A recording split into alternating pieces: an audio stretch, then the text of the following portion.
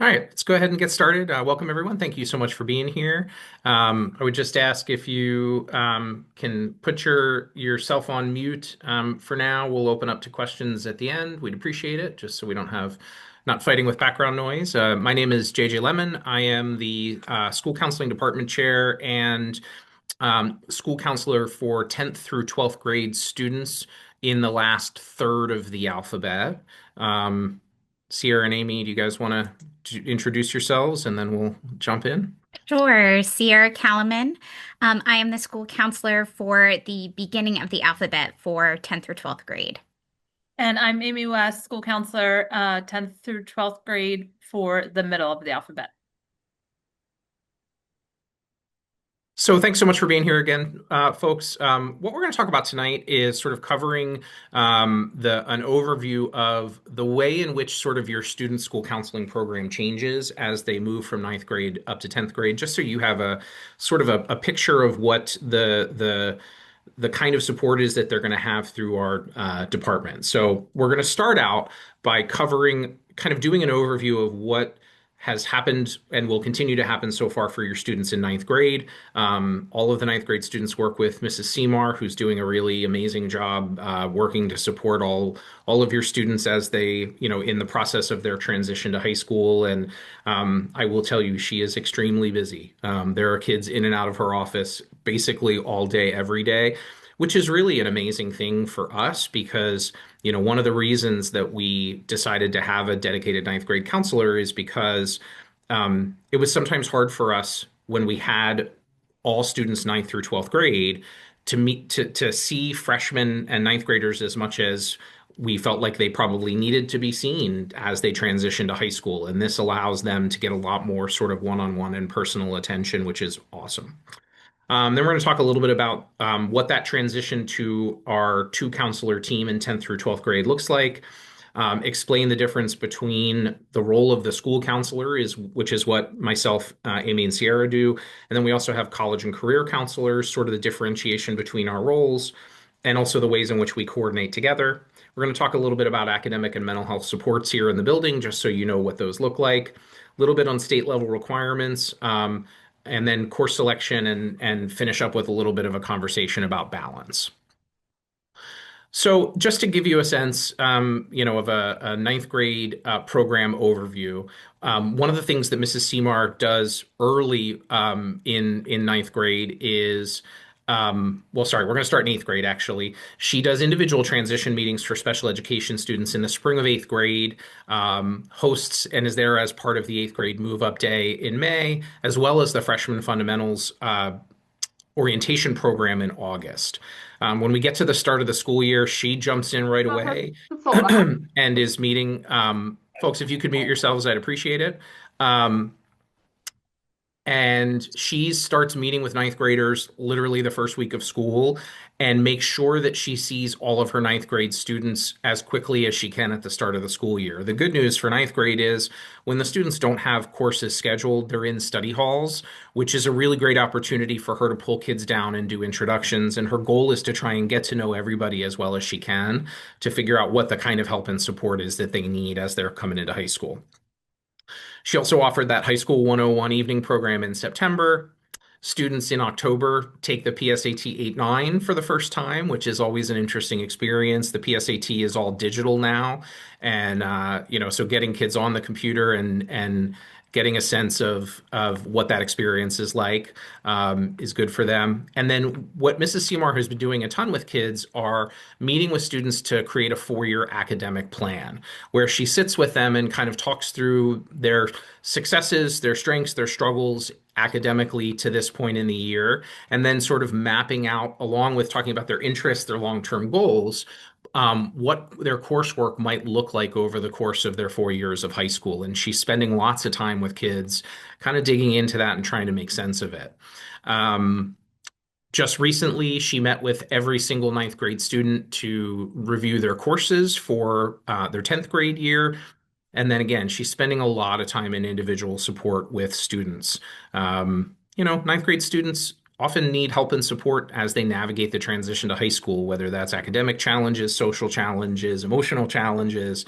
And, Jeannie's very busy, spending a lot of time with your kids, which is great. So things change for students when they move from ninth to 10th grade. And this is a relatively new structure for us. I think we're in our, oh gosh, I lose track, third year of this restructure, which I think has been a really good thing for our department and for the school. And essentially, the way that it works is we break the alphabet down in each grade level, 10 through 12, into thirds. And each third of the alphabet is assigned two counselors who work together as a team to support those kids. So the first third of the alphabet is Miss Callman, along with Mrs. McGavin Weidlich, who is the college and career counselor. Second third of the alphabet is Mrs. West and Mrs. Pace, who is their college and career counselor. And as I said, I work with the third of the alphabet. And my sort of counterpart on the college and career side is Mrs. Goff. Students tend to work with their interaction with the college counselors is kind of limited in 10th grade a little bit. And so we will be your primary points of contact in your student's 10th grade year. As your student school counselors, the things that we're focused on really have to do with sort of academic and social emotional support with a little bit of career development mixed into that as well. Some of the main highlights or points that we're focused on as school counselors in supporting your students have to do with sort of course selection, academic planning, and scheduling. The three of us, met with all of our 10th and 11th grade students over the last couple of weeks to kind of review their courses for next year.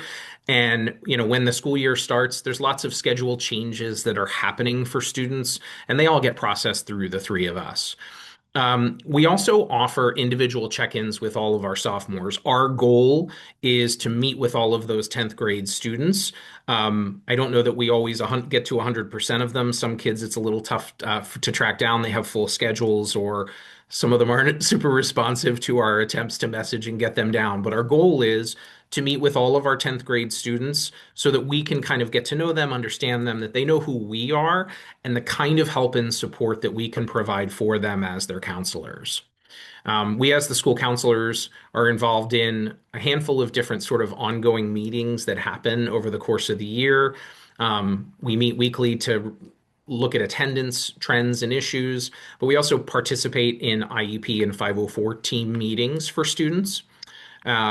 We support struggling students both academically and with mental health. So, when we're meeting with students, and those things are often intertwined, right? Students who are struggling academically, often it impacts kind of how they feel about themselves in the world and vice versa. So a lot of times those conversations are a mix of both things. How can we support them in finding better success academically, but also, supporting them in their journey to be healthy and okay. We also do crisis and risk assessments, which is basically often like suicide assessments. Students who are struggling with their mental health and having thoughts of hurting themselves, we will meet with those students in pairs to assess their health and safety and well-being. And then we also do coordination with outside supports and resources. So if students are working with a care team outside of the building, a private therapist, psychiatrist, psychologist, we can sometimes coordinate with those folks to make sure that we're supporting students to the best of our ability here.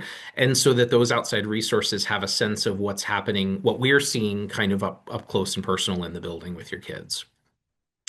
We also participate in SAP and MTSS meetings. SAP is our student assistance team. That consists of counselors, school psychologists, the nurse, admin, and we kind of identify and work to support students who are struggling with, mental health issues, sometimes drug and alcohol. Often there's also academic concerns or issues. And then the MTSS team is our multi-tiered systems of support, which is geared to try and identify students struggling academically and provide additional resources for them. As I said, we also support with attendance, and we coordinate and organize the PSAT for all students 9th, 10th, and 11th grades in October. The college and career counselors are supporting students with their post-secondary planning and goals. They the majority of our students here at Radnor High School go on to four-year colleges, but we have some students who are going to two-year schools, trade schools, into the military, and their goal is really to meet kids where they are and support them with whatever their long-term goal and plan is. In the goal of that is, or at least the way in which they do that is that really sort of individualized support starts in sort of late fall, early winter of junior year.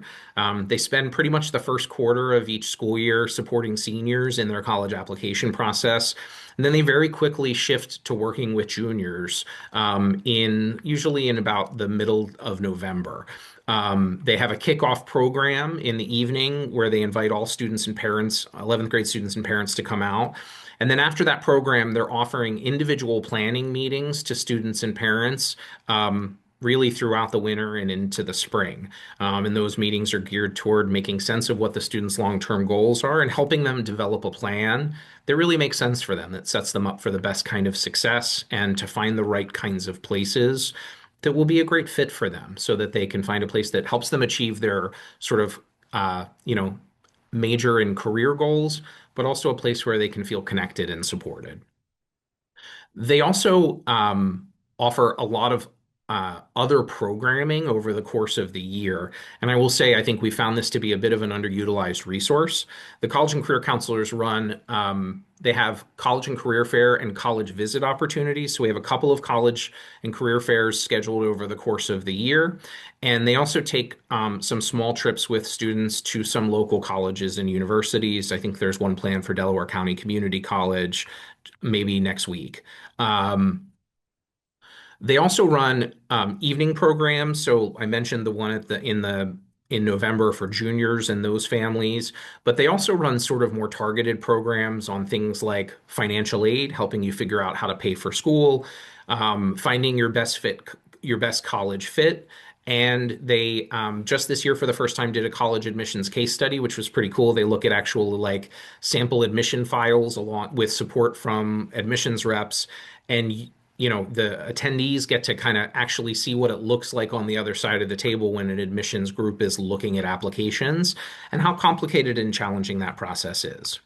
And then they also offer a Lunch and Learn series covering a variety of post-secondary topics. If you're not familiar with it, Lunch and Learn, every Wednesday and Thursday, we have an hour in the middle of the day where there are no classes happening, and it's an opportunity for students to eat lunch, but also visit with teachers to get help and support.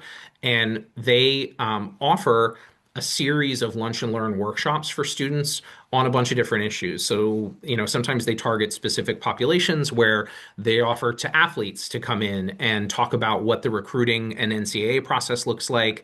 Students who are interested in pursuing the arts, they'll talk about that process, portfolios, auditions, all that. There's a whole bunch of different kind of topics that they're focused on over the course of the spring. And we strongly encourage students to attend those that make sense for them. And then obviously, so we've got, the school counselors, the college and career counselors, and we work really hard to sort of coordinate our supports for students. So to that end, we meet weekly as a larger group, the seven of us, just to kind of check in and talk, strategize about the things that are coming up, problem solve issues that we're seeing and having. And then each team sort of meets and coordinates as issues and challenges arise for those students. The reality is that, like, as both of us are working with a student and a family, if emotional challenges or issues come up, or if things happen in the students' lives that are complicated, or that impact either how they're functioning here at school or what their long-term goals are, it's important that we're on the same page about that. And so we work really hard to make sure that as a duo, we're meeting as much of students' needs as we can here in the building. And then we also offer a counseling department Schoology page that's specific to each class that provides tons of support and resources there, both having to do with college and career planning, but also some of the other things that we've got going on here at school. As you might be aware, we do have a learning center here in the building, and a math center. The learning center is staffed by teachers from all the other departments here in the building, and the schedule is right here. We will publish this video on the website once we get it edited up a little bit, so you'll have access to this. But your students have access to this as well. Learning Center is a really good opportunity for students to meet with teachers and get additional help and support. The Math Center is obviously the busiest place of them all. So you can see it's staffed every period of the day by teachers in the math department. That's one of their duties here in the building. And there are kids in and out of that math center pretty much all day long, all the time, grinding and churning away at their understanding of math. As I said, lunch and learn is that hour in the middle of the day, twice a week, where students we want them to eat lunch, but they can also have access to their teachers for help, support, makeup work, any of that kind of stuff. And then some students will take a course called an academic success center, which is kind of like a study hall, but it's supported by a special education teacher who encourages students to make sure they're getting their work done, right? So students who are struggling with work completion, having an academic success center in their schedule is an opportunity for them to have some oversight in the building of a teacher who's kind of looking over their shoulder, encouraging them to get their work done. We also have an ELP or extended learning program that's offered sort of in two different ways. There are some opportunities for students to stay after school from 3:30 to 4:30 to get support from content area teachers here in the building. And we are able to provide bus transportation home thanks to a REF grant that supports that. And then we also offer some evening opportunities for students to get on Zoom with a teacher to connect. Now, for the Zoom opportunities, students have to register for those ahead of time. I think we were finding that, the district pays teachers to to go in the evening. We had teachers going and sitting on Zoom for an hour and no one showing up. So in order to be smarter about and effective with the resources, they ask students to register so that the teachers only show up when a student registers for them to be there. Oh, sorry, Sierra. I took two of your slides. I apologize. That's okay. That's all I right. would have just kept going.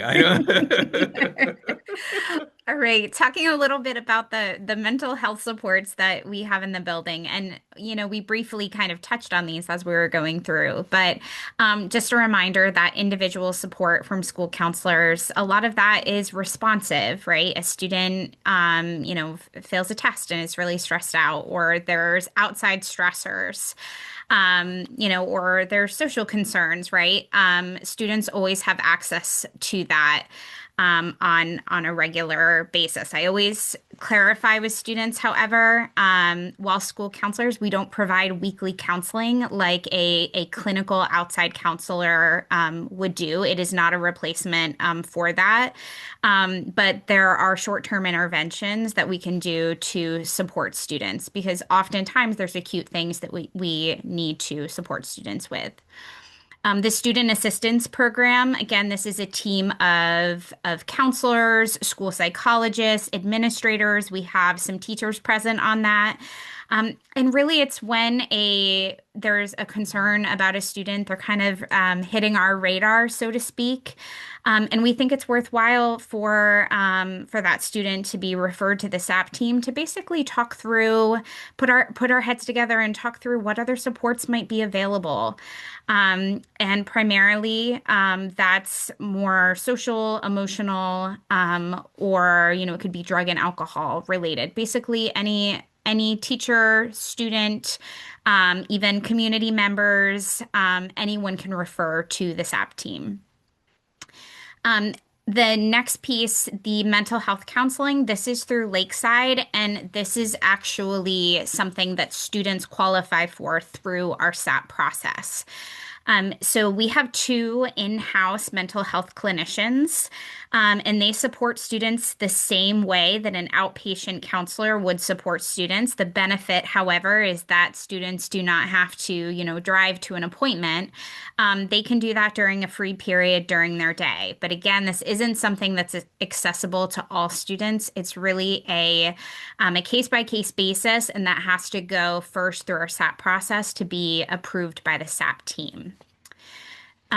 Wellness Wednesday is actually part of the SAP interventions. But really, Wellness Wednesday is something that we promoted for all students as really a proactive intervention. So we actually had one today. So Wellness Wednesday is really where we want students to all take some time to recharge, to connect, and to do something that's not academic based or achievement focused. So this is included in the past. A hot cocoa bar and some crafts, right? On a cold winter Wednesday, right? Today we partnered with Televa Canine Rescue, which is a local foster-based rescue, and they bring puppies into the building. So we had hundreds of students, snuggling with some puppies, walking them around, playing with toys with them today. Just a nice way to have them just do something that's de-stressing, right? That's not contributing to the stress throughout their day, but where they can truly relax and have a little fun. We've also had some yoga and some mindfulness. And at the end of the year, we have some live music. We pass out popsicles. We have a bubble machine. Again, they're all ways that we can just invite our student community to relax, to unwind, and then we're also sharing resources in that during that process, right? We're educating them. They're psychoeducational resources, whether that's physical resources, right, or there's like an educational component. And then Mr. Lemon had already touched on the risk assessments again, the crisis assessments that we provide students as needed. And these are both risk and threat assessments, just to ensure, number one, that the students that are in crisis are receiving appropriate, right, and immediate care. So we have a leading role in that. All right, and then Mrs. West is going to talk about our state requirements. Thank you. Okay, so I'm going to go over some of the Pennsylvania graduation requirements that you may hear about as your child progresses through high school. They may seem complicated at first, but know that it's our job as school counselors to be sure your child is on track for graduation. So to start, students must pass all three keystones, biology, world lit, and algebra, or fulfill one of the pathways through Act 158, which was signed into law in 2018. Essentially, Act 158 provides different avenues for students to meet the Pennsylvania state requirement if they did not successfully pass the Keystone exams. So on the next slide are all the various pathways in which students can fulfill the Keystone state requirement. So first, the Keystone proficiency, that's the most straightforward way. If a student earns proficient or advanced on all three Keystone exams in Algebra 1, World Lit, and Bio, then they are considered Keystone proficient and have met that standard. Keystone composite is if students do not pass all three keystones, but they earn a combined composite score of 4.452 or greater on three of their keystones, they will fulfill that requirement. And then the CTE concentrators for our students that attend a technical school program. If they earn accreditation within their technical program, that will allow them to fulfill the Keystone pathway. And we as counselors communicate with the tech school to track where students are within the CTE concentrator pathway. And then the alternative assessment and evidence-based pathways both involve a variety of opportunities for students to fulfill the requirement. A few examples of some of the criteria within these pathways are if a student scores above a 970 on the PSAT or 1010 on the SATs, they will meet the grad requirement. The PSAT has to be the national merit one, so your students will take that in 10th and 11th grade. The one that they took in October was the PSAT 8-9. So that PSAT score of 970 has to be on the one they'll take in 10th or 11th grade. And then additionally, through this pathway, acceptance into a four-year post-secondary institution also fulfills the requirement. Then the evidence-based pathway allows students a wide range of opportunities. And our students with an IEP or individualized education plan can fulfill the Keystone requirement through meeting their IEP goals, which is monitored through their case manager. So again, we wanted you to be aware of the Keystone graduation requirement, but please know that as counselors, we will continue to track those students that have not successfully passed all three Keystones. And we'll be sure that those students meet one of the pathways I went over. So don't stress about that necessarily. And as always, please reach out to one of us or Mrs. Seymour at this point with any specific questions. And then next I'll go over Smart Futures in Chapter 339, which is another Pennsylvania state requirement. So Chapter 339 is Pennsylvania's K through 12 Career and Future Readiness Plan that requires all students to complete a certain number of artifacts around career planning. For our high school students, they must complete 8 artifacts by junior year. Radnor, like many other school districts, uses the platform Smart Futures to track students' career readiness artifacts. And we allot time throughout the school year for students to complete surveys, career exploration, and goal planning activities within Smart Futures. We also track students' completion of the activities to be sure they're on track to fulfill the Chapter 339 requirement. So again, similar to Keystones, this is something to be aware of, but please know that we as counselors will be sure your child is completing the necessary tasks to fulfill both requirements. And then last, starting with the class of 2026 or this year's seniors, we've transitioned from using Naviance and have moved to a platform called SCORE. For those parents with older children that have gone through the college process, you may be familiar with Naviance. SCORE will essentially take the place and serves the same purpose as Naviance, which is to assist students in the college exploration and planning process. Similar to Naviance, SCORE will be the platform teachers and counselors use to submit transcripts and letters of recommendations to the students' colleges. And each year, sophomores will be onboarded in the spring in their 10th grade health class. So about a year from now, you and your child will have access to SCORE, and you will continue to use that as your child progresses through the college planning and application process. And next, I'm just going to speak on course selection. We are in the process of wrapping up course selection for next school year, but we do want to review some key points that we also talked about with our students in our individual meetings over the past few weeks. First, the deadline to make changes to course requests is this upcoming Friday. So students can certainly stop by tomorrow and let us know if they want to change something. Friday, they are off, so they are welcome to message or email us. So any requests for a change that comes through before Friday afternoon at the end of the day, 3:30, we can honor and make those changes. As far as graduation requirements, so most students fulfill our requirements by simply moving through our curriculum. However, some things to note is that 4 years of English is required, while 3 years of social studies, science, and math are needed for graduation. Students also need to take a half credit in a business or technology course, as well as a half credit in one of the following disciplines. So anything in art, family, consumer science, theater, or music, just one half credit by the time that they graduate. Again, this is something that we as counselors do monitor and make sure that students are fulfilling this, but it is good to have on students' radars so that they're not stuck senior year taking courses that they may not necessarily want. So our core courses, math, social studies, science, world language, and English are entered as teacher recommendations. They have all been entered at this point, so teachers make recommendations for next year based on how the student is progressing through the class this year. And then some courses are offered in a flex mod or traditional format. So flex mod is essentially a hybrid model. Some classes are taught in person in the traditional setting, while other days the teacher may send out an asynchronous task, a reading to do, or a research activity. So it kind of goes back and forth depending on what they're working on, but it gives students some of that flexibility that they may be looking for. And then regarding electives, we really encourage students to use the variety of courses offered to students as a way to explore their interests or future plans. So for those students that are really completely undecided, there's a ton of business, engineering, theater, music, and it's a really good way to just kind of dip their toe and see if it's something that they're interested in. Some students may be a little bit more focused, think they want to study medicine or business, and there's a ton of different electives that also align with those plans as well.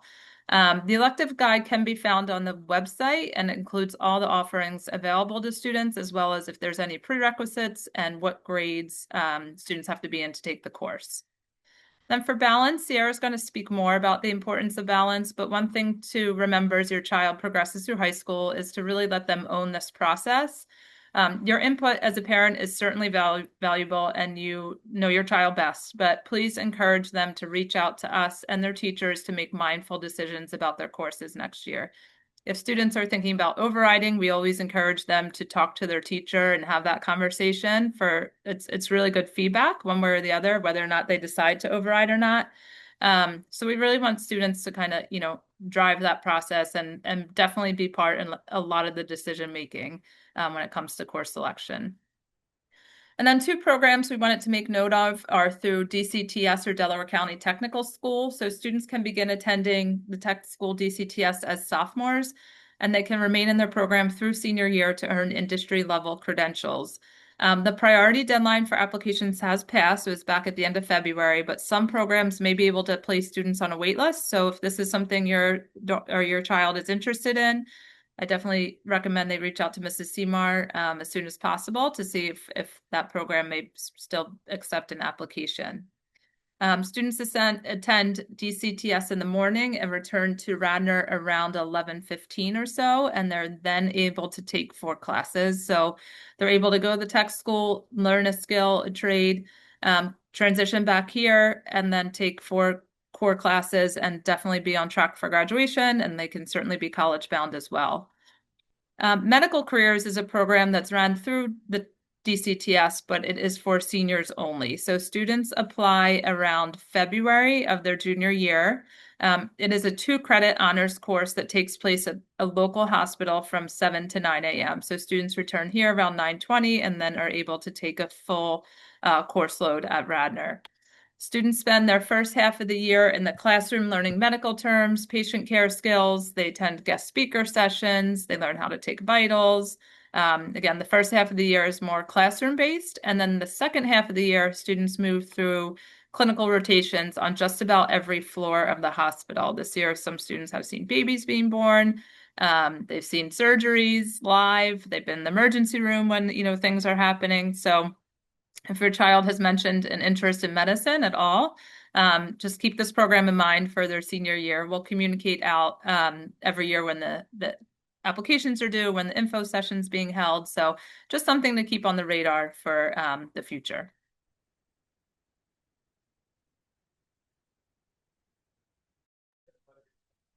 Right. This next piece is something that I'm particularly passionate about being proactive with our families. Remembering again that students, when they're in high school, are building skills for life and not just a transcript. So before we kind of dive into this, I'd like you to kind of picture if your child came home and told you that they picked up their classes, they picked their classes for next year, and they're taking all honors level or AP courses. They joined several sports and 2 clubs and even became the president of one of them.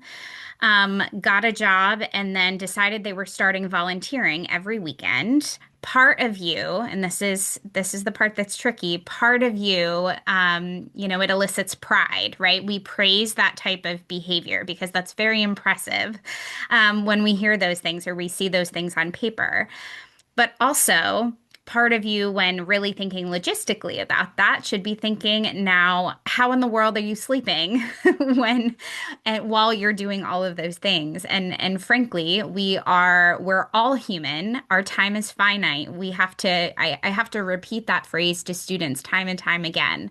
Our time is finite, and it's also like pie, right? The more time we spend in one area of our life, means it's another area of our life that we may not be able to nurture as often.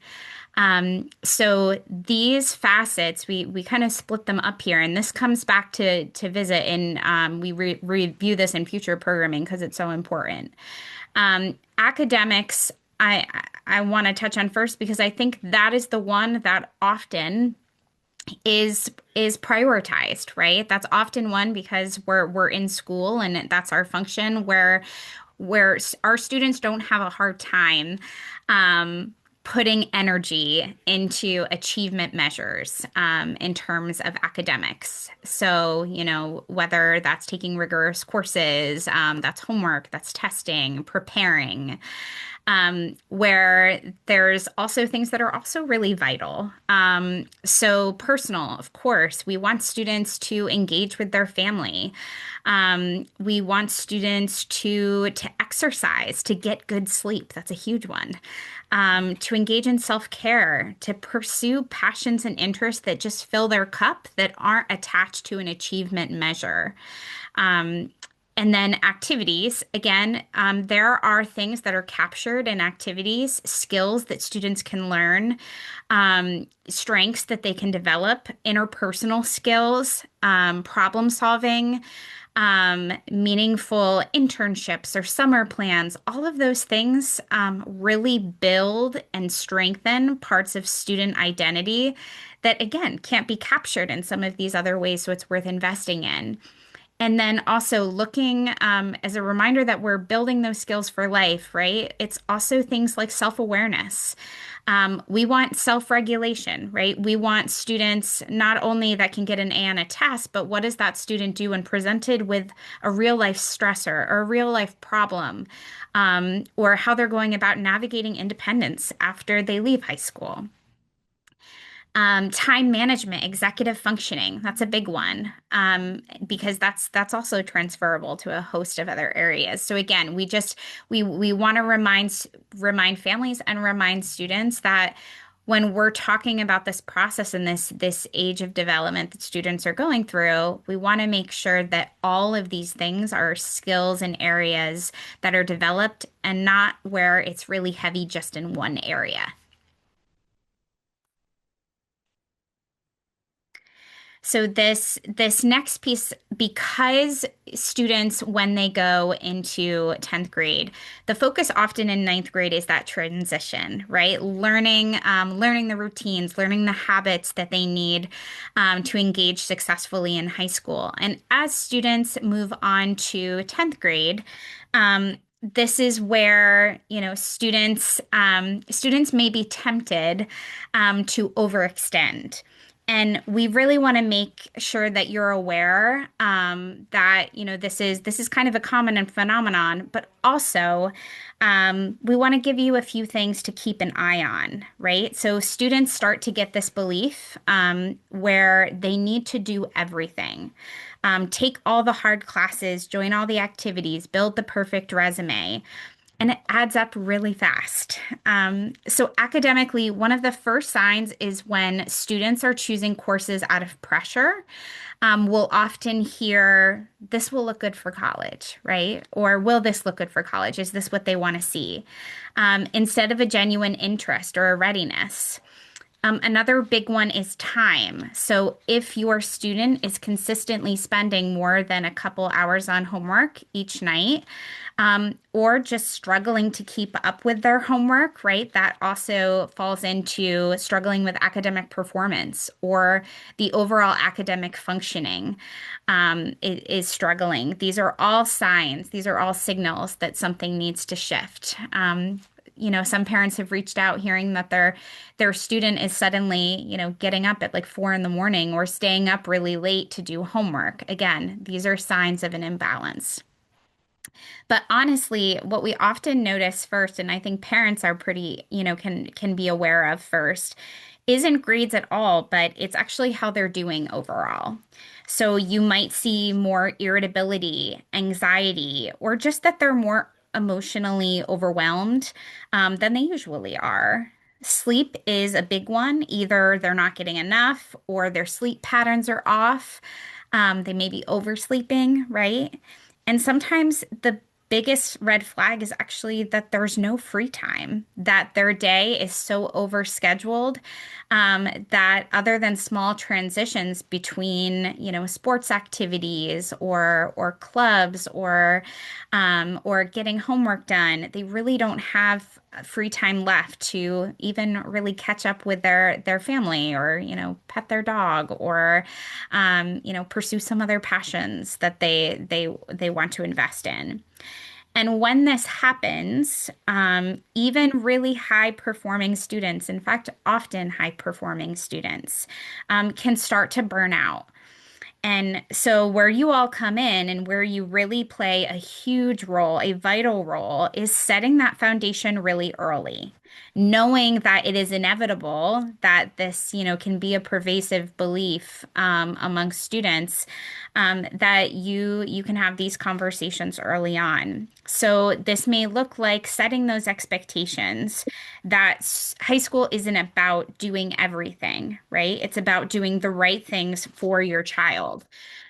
So encouraging routines that protects sleep and downtime, prioritizing time, personal time with family. Being mindful about how we talk about achievement is important. So also like praising effort and growth, where we're all about that growth mindset. We talk about that a lot in the high The fuck school. is this shit? And and not just outcomes. And sometimes it also means stepping in and saying, this is too much right now. And I know this kind of contradicts what we said, that we want students to own this process. And this is where, that line is. We want students to take ownership in high school, right? We want students being the one if they have, if they have a schedule change to make, or they want to problem solve academically. We want them to be the one initiating that contact with us. We want them to be the one scheduling those meetings, and sending those emails, right? We do want to pass the baton for them to take more ownership.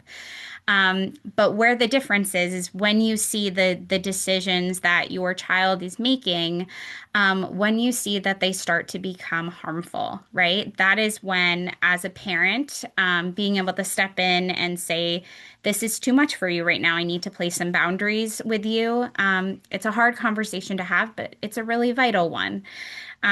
And of course, leaning on us. So we're here to help navigate these decisions.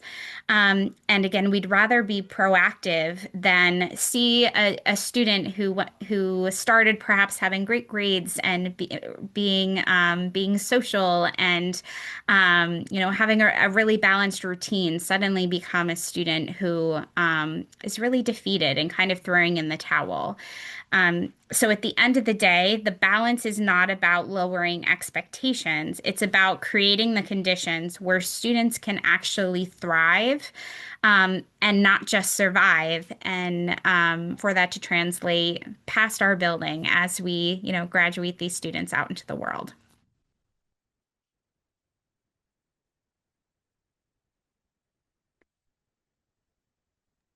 All right. Thanks, Sierra. And I think I just want to sort of touch on that just one last thing, and then we'll open up to questions, which is, I think one of the reasons that this is a thing that we've been so focused on as a department over the last handful of years is that we have seen a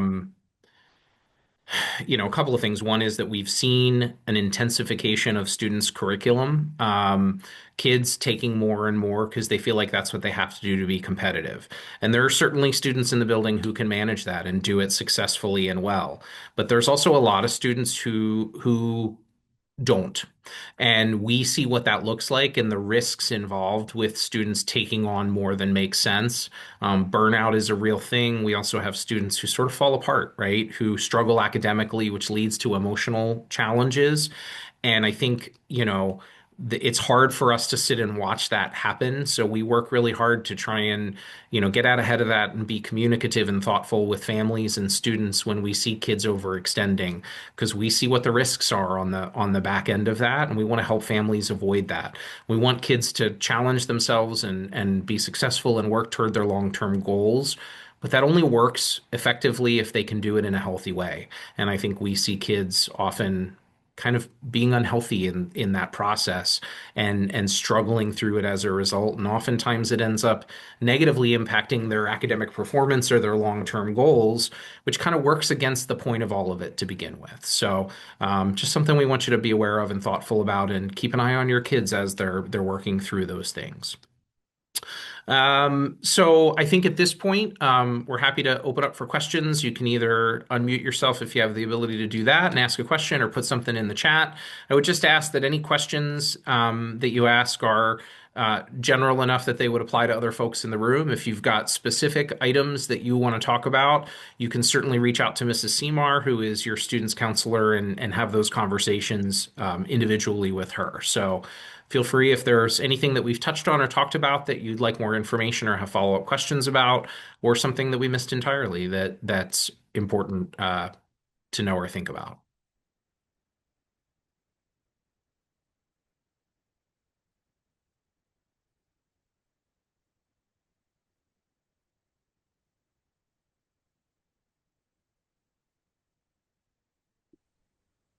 It's kind of selfish, but I want to know more about organizational strategies for students.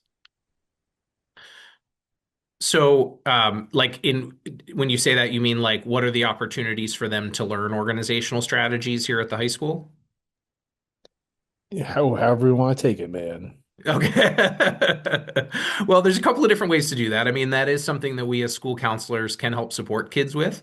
But we also have an actual course here at the high school called Academic Success Center Executive Functioning, which is really a course that's focused on helping kids learn organizational strategies. So it's a course kids can take that meets 2 days a week all year long, and they learn different strategies for how to organize themselves and manage their time. And so they get opportunities to try out different kinds of things. We know that, their organization strategies aren't a one size fits all, right? Everybody kind of has to find their own method to their madness. And so I would encourage that if you've got kids who are like really disorganized and struggling to kind of keep things together, that maybe reach out to Mrs. Seymour and see if they could add that ASC executive functioning onto their schedule for next year. That would really be the most consistent opportunity for them to kind of have reinforcement of organizational skills. Again, we as counselors do some of that kind of work with kids, but again, it's harder. We can't meet with them twice a week to be doing that, right? So I think if you're looking for that consistent opportunity, that would be the best way to do that.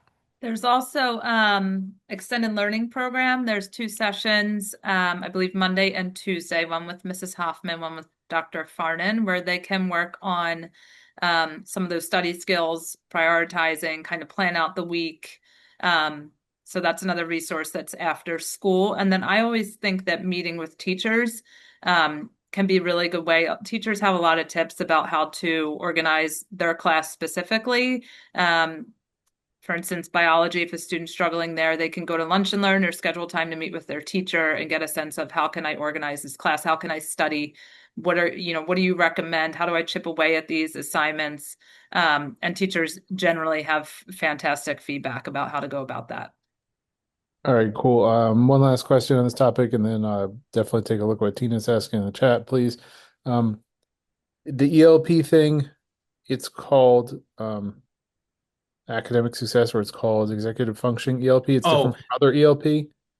so the ELP is an after school program. The ASC executive functioning is an actual class. It's an actual class in students' schedule during the day.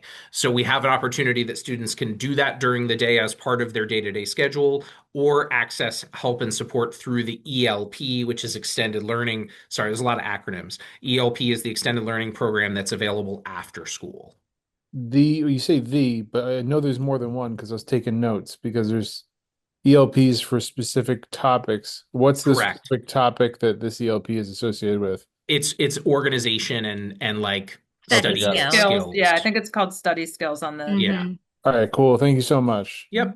And then there's a question in the chat that says, question about the college visits. Have they been valuable in the past? Is there an advantage to going with RHS versus families going on their own?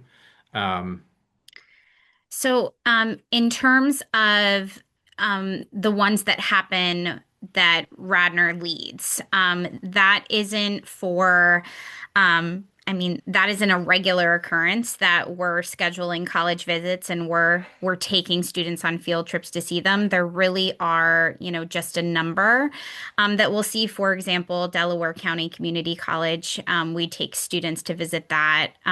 We take students to some fairs like HBCU, college fairs. However, in general, there are not the ones orchestrated by the district, right? There aren't multiple college visits, right, that we are doing for students. So typically, these are done by families, that they are doing college visits to those campuses. And is that what you're referring to? Yeah, I was a little bit confused about what the orchestrated visits were and why Sure. they were being offered, but it sounds like they're more sort of like local partnership type things that Got you're it. bringing exposure to a large group of people. So that makes sense. Yeah, Um, that's accurate. We're also limited transportation wise. Like we can yeah, really only go to local places, and we try and be sure. targeted in identifying kids that might be of interest who are looking at Delaware County or looking at some of those other kind of places that we can help them get to. And then we're able to do sort of organized group tours at those places. Yeah, that's more what that looks like. And then what about I'm new to Radnor in general, but what about college fairs? Is there something to look forward to at Radnor High School down the road where you bring, attract multiple colleges to come and show So the we have a product? couple of small college fairs every during the year that happen during lunch and learns during the Uh-huh. day. We there is a mainline college fair that happens at Villanova every spring. So we try and do sort of targeted events like that. But I'll also say one of the things that I probably should have mentioned and didn't earlier is that in the fall, from about the middle of September to the middle of November, we have about 125 to 150 college admissions reps who come into the building specifically to meet with students. So those opportunities, that schedule lives on SCORE, which is that college platform we talked about earlier. And those visits are open to 11th and 12th graders to attend. They are scheduled. We have days where we've got 4 or 5 colleges coming in over the course of the day, and it's primarily juniors and seniors it's all only juniors and seniors going to those meetings, and their information sessions offered by individual colleges. So Okay. that's a lot of the focus and attention and opportunity to kind of get information on specific schools is done through those individual college visits, them coming to us. Got it. Thank you. Yep. Any other questions? Going once, going twice. Okay. Well, thank you so much, folks, for being here. We're really grateful for you taking a little time with us. As I said, we did record this, and the program will be posted on the website probably next week at some point. If there's anything you want to go back and see, as I said, if you have individual questions about your student or concerns or issues or things that you want to talk about, again, your student's counselor for this year is Mrs. Seymour. You can certainly reach out to her for help and support. And obviously, the three of us all of your kids will be transitioning to working with one of the three of us next year, and we look forward to meeting them and working with you and helping support them over the next handful of years. So, have a wonderful evening. Thank you so much for being here.